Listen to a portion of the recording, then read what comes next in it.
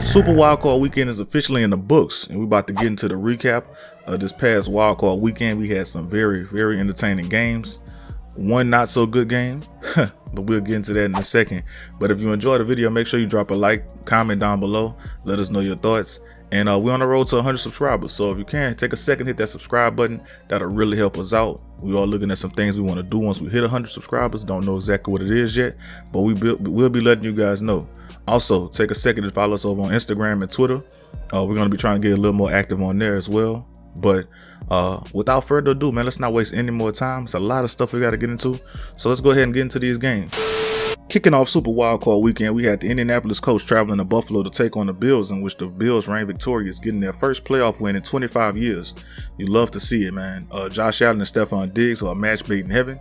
And the Colts, they played a damn good game, you know. And the reason they lost wasn't because they didn't play well. It was because of points. You know, the Colts, Frank Reich decided to, leave points off the board, decided to go for it on the 4th down early in the game when they didn't need to.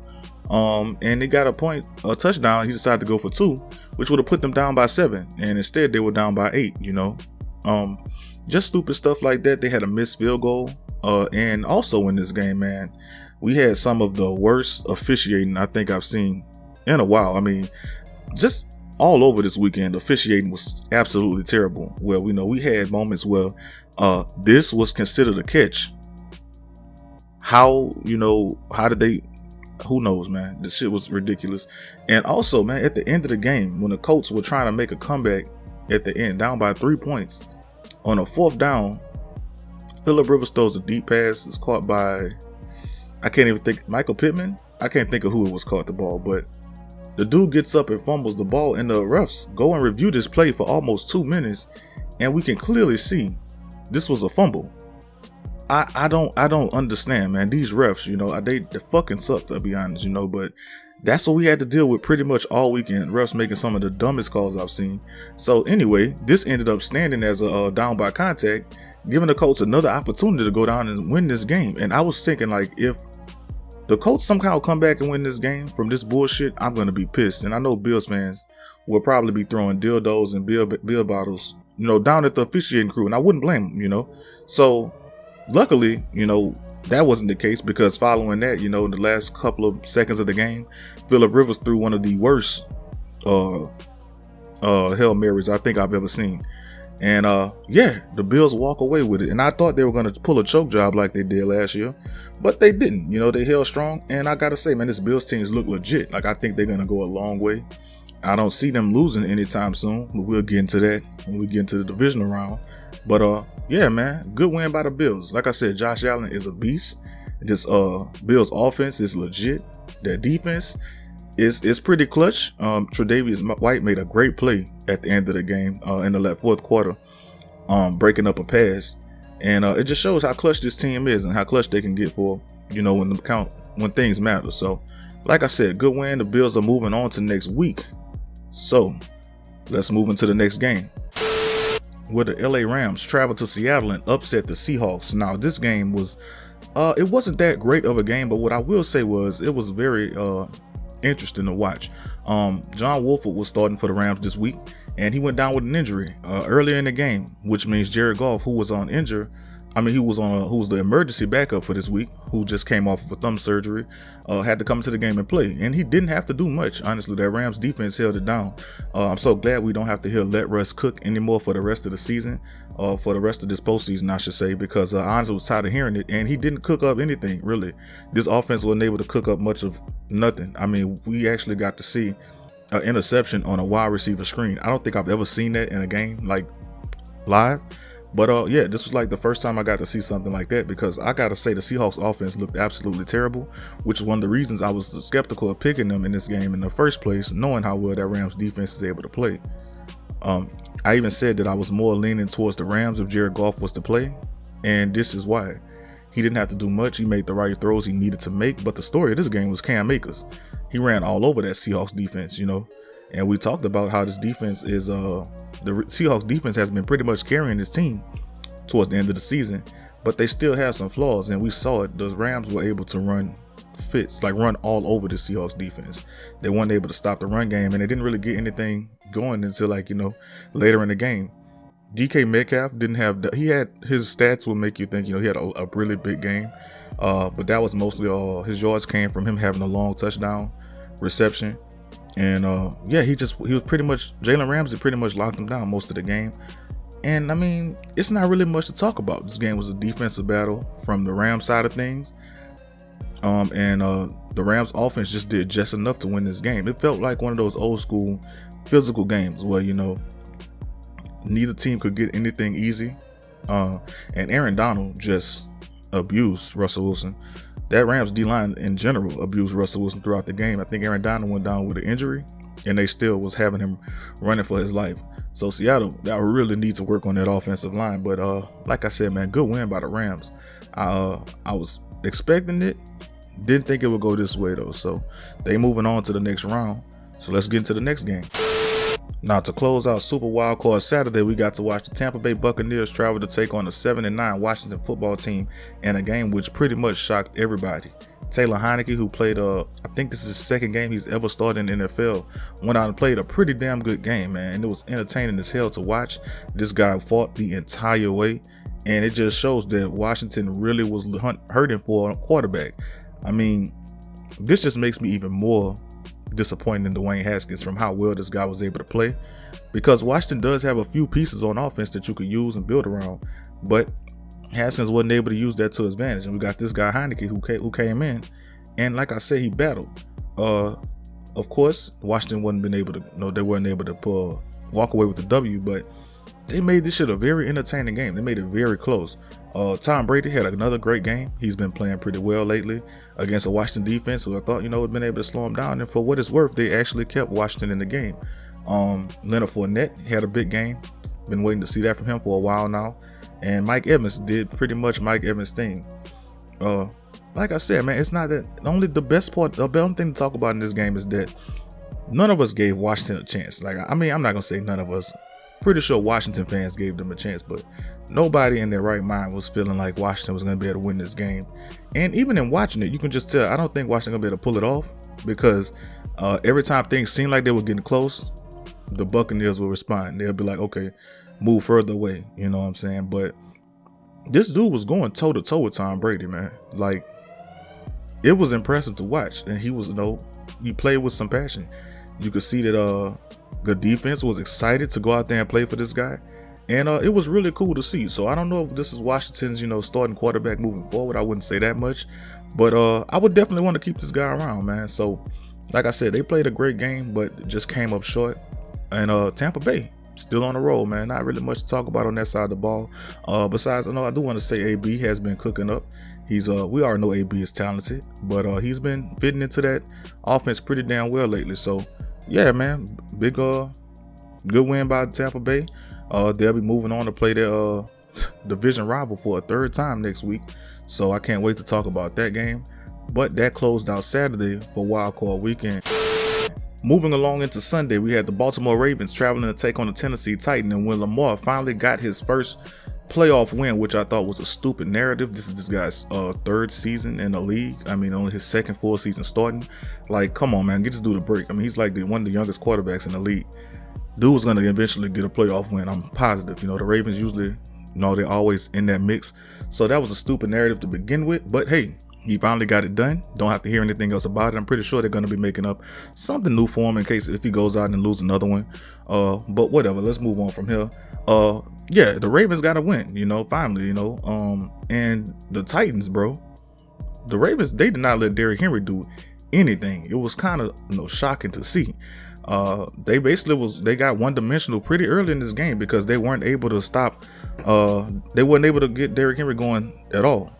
Yeah, and on top of that, this was the best I've seen this Titans defense play all season, really. I mean, I was expecting the Ravens to run all over them, and they weren't able to. This Titans defense actually stepped up, and I want to say both defenses actually stepped up because this wasn't an offensive showdown like I thought it was going to be. Like, I was like, look, Derrick Henry's probably going to run all over the Ravens because, I mean, he's done it every time they played them, and I just figured since this Titans defense was so bad, the Ravens were going to put up a lot of points. I was expecting this game to get up some upwards and like the winner of this game would have to put up like 40 points, you know what I'm saying? And it wasn't that way at all. The defense has actually stepped up. Lamar in the beginning of the game threw a terrible interception. I don't know what that was, but I mean, it was early on in the game, and from there, he was on fire. He made some big plays. He played really poised, and it was almost like he went into this game really, really focused. He made some great throws, some big runs, which Lamar does, and I mean, all in all, bro, it was pretty good to see. I'm so glad this guy finally, like I said, got his win, because it's just that narrative of him not being able to win big games was just, so damn stupid to me. But yeah, man, I mean, they were down early. I think it was down 10-0, and this game ended up being a 7-point spread. But I will say, Ryan Tannehill is a pretty good quarterback, but this offense needs they need another playmaker. They too dependent on the run game, and we saw that, when Derrick Henry's not going, they don't really get much on offense, even with no weapons like Corey Davis and AJ Brown. They really relying on the play action, and when you can't run the ball, play action is not that effective. So it showed. But like I said, that Titans defense actually stepped up pretty damn big. I was shocked.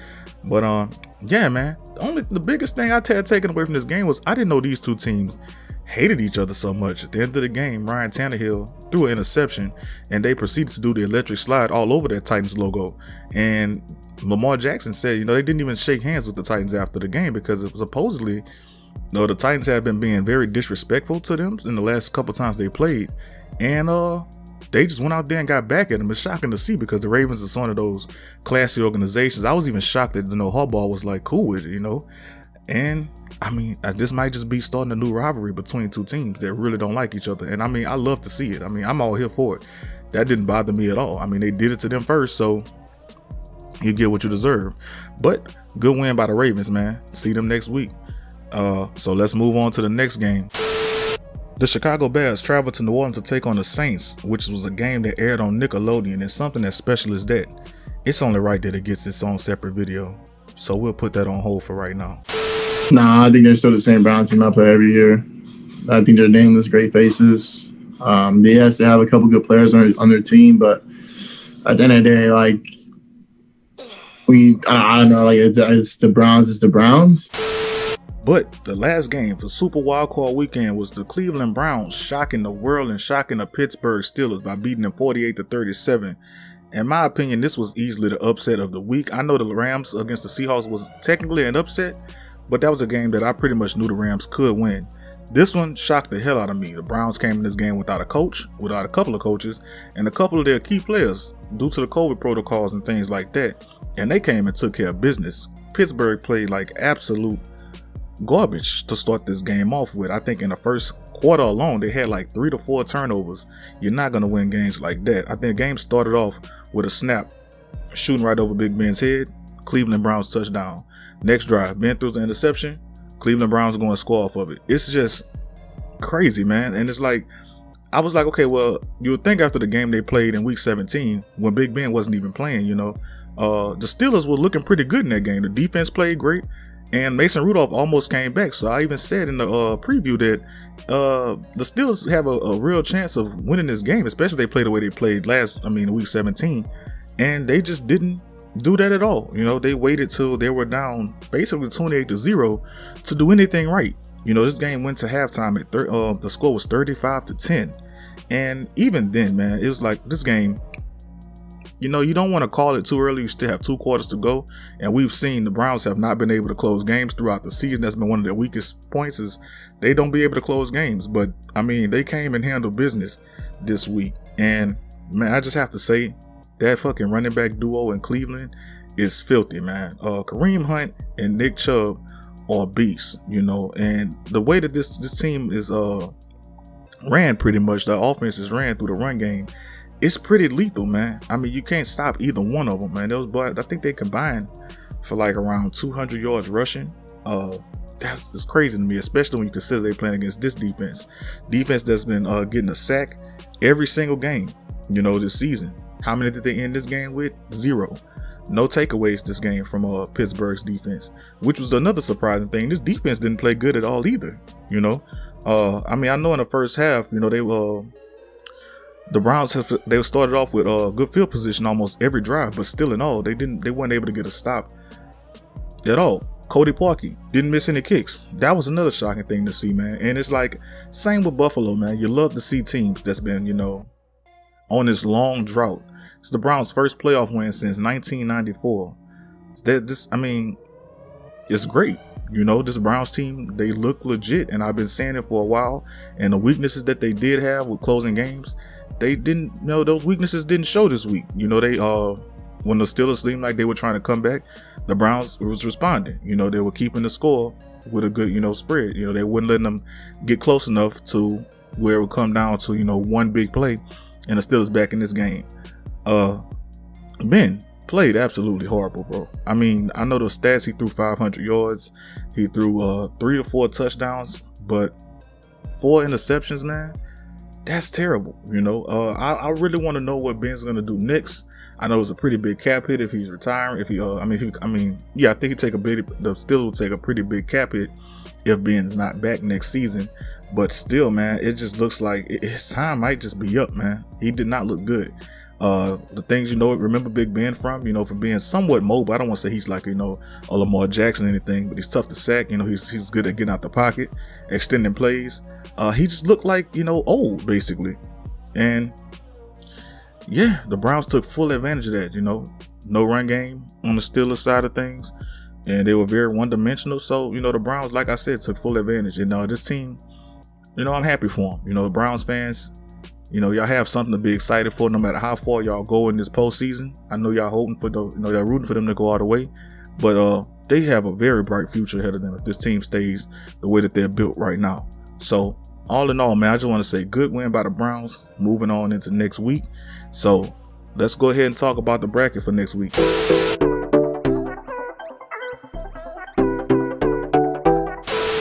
So in the divisional round, on the AFC side of things, we have the Baltimore Ravens going on to Buffalo and taking on the Bills, a game which we got those 2 quarterbacks from that same draft class. Going head to head. Can't wait to see that one. I think that's going to probably be one of the most exciting games of the weekend next week. And the Cleveland Browns traveling to Kansas City to take on the Chiefs. Another game where I think might be a little surprising where I go with this game. But like I said, we'll get into that when we get into the divisional round preview. The Tampa Bay Buccaneers traveling to New Orleans to take on the Saints for Tom Brady versus Drew Brees Part 3. That's another one. I can't wait to speak on that one. And the LA Rams traveling to Green Bay, taking on the Packers, man. Not a good matchups. I'm really excited about pretty much all of these games. Only one that I'm kind of worried about is like LA versus the Packers. I always want to say LA versus the Rams. But yeah, that's like the only one that I'm really like, maybe not, but we'll see. But like I said, that's all I got for the Wildcard divisional round. What was I going with that? The Wildcard round, man. Like I said, it was some very entertaining games. It was interesting to watch. So I'm excited about the divisional round. But like I said at the beginning of the video, if you enjoyed the video, man, drop a like, leave a comment down below. And like I said, we're on the road to 100 subscribers. So hit that subscribe button. It'll help us out, man. But with that, I'm out.